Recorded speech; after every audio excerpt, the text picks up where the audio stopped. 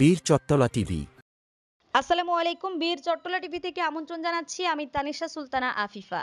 Arafat Rahman cocoa Memorial trust cricket tournament ২০২৪ এর জমকালো পুরস্কার বিতরণী অনুষ্ঠান আয়োজন করা হয়। মরহুম Arafat Rahman cocoa Memorial trust cricket tournament ২০২৪ এর পুরস্কার বিতরণী অনুষ্ঠান অনুষ্ঠিত হয়।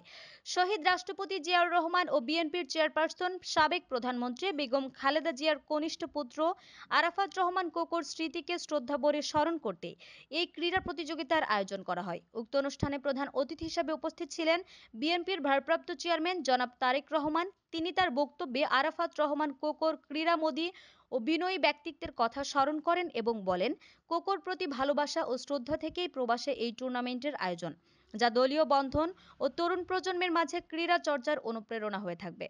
অনুষ্ঠানে সভাপতিত্ব করেন কোকো মেমোরিয়াল ট্রাস্টের অন্যতম কোঅর্ডিনেটর যুক্তরাজ্য বিএনপির সাবেক ছাত্র বিষয়ক সম্পাদক, কোকো স্মৃতি ফুটবল টুর্নামেন্ট পরিচালনা কমিটির কেন্দ্রীয় সদস্য জনাব আবু নাসের শেখ।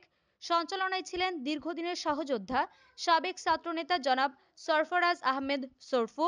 বিশেষ অতিথি হিসাবে উপস্থিত ছিলেন জনাব আমিনুল হক, ঢাকা মহানগর উত্তর বিএনপির সম্মানিত আহ্বায়ক ও জাতীয় দলের সাবেক ফুটবলার জনাব রুহুল কুদ্দুস তালুকদার দুলু, বিএনপির কেন্দ্রীয় নেতা ও সাবেক উপমন্ত্রী জনাব আনিসুর রহমান তালুকদার খোকন, কেন্দ্রীয় বিএনপির প্রশিক্ষণ বিষয়ক সম্পাদক ও সাবেক ছাত্রনেতা জনাব মোশাররফ হোসেন, সাবেক সংসদ সদস্য ও বগুড়া জেলা বিএনপির ভারপ্রাপ্ত সাধারণ সম্পাদক জনাব মীর শাহ আলম, বগুড়া শিবগঞ্জ উপজেলা বিএনপির সভাপতি। অনুষ্ঠানে আরও উপস্থিত ছিলেন যুক্তরাজ্য বিএনপি, যুবদল, ছাত্রদল সহ বিভিন্ন অঙ্গ ও সহযোগী সংগঠনের নেতাকর্মী এবং টুর্নামেন্টে অংশগ্রহণকারী দলগুলোর সদস্যরা। পুরো অনুষ্ঠানটি প্রবাসী বাংলাদেশিদের মধ্যে মিলন মেলা ও ক্রীড়ার উচ্ছ্বাস ছড়িয়ে দেয়।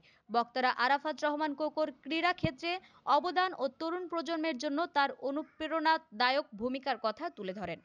উল্লেখ্য, এই টুর্নামেন্টটি শুধু খেলাধুলার আয়োজন নয়, বরং রাজনৈতিক ও সামাজিকভাবে সচেতন প্রবাসী তরুণ সমাজকে ঐক্যবদ্ধ রাখার একটি মহৎ প্রয়াস হিসেবেও বিবেচিত হচ্ছে। আমাদের আরও আপডেট নিউজ পেতে চোখ রাখুন বীর চট্টলা টিভিতে। ফেসবুকে ফলো, ইউটিউবে সাবস্ক্রাইব করুন।